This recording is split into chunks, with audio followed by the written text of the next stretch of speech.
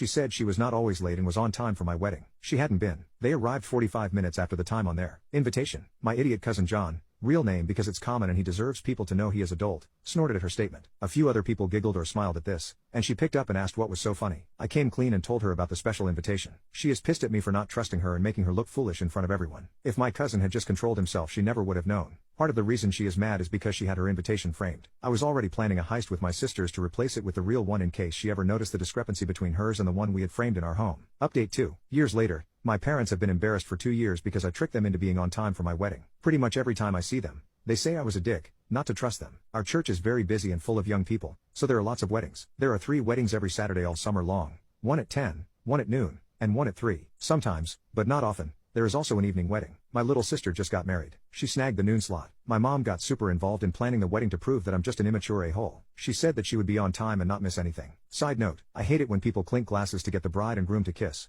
At our wedding, people have to sing a song. My cousin John has no shame and has sung about 10 times. I think people were bribing him with alcohol. I set up a betting pool for kisses depending on how late my parents were. It cost $10, and if you guessed within 5 minutes, you got a free pass to make my sister and her husband kiss. Almost everyone bet on time because of the shitstravaganza at my wedding. The correct answer was 35 minutes. Only me, my PP cousin John, and his sister Yvonne got free passes for the kissing, and I bet $100. I was confident. We raised almost $1,500 for the honeymoon with my stupid idea, and I got to interrupt my sisters from eating with my 10 passes. Win-win. Except for my mom, who thinks I did it to embarrass her. She helped plan the wedding, but she was still late, by over half an hour. We cleaned up the decorations in my sister's colors while the next wedding was decorating after us. So that's that. My mom will never change, but I have harnessed her inability to give a poop about punctuality for the good of humanity. See you whenever my littlest sister gets married.